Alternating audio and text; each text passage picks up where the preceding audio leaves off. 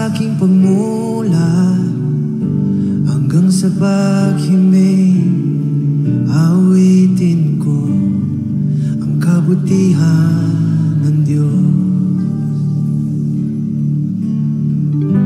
Ika'y tapat sa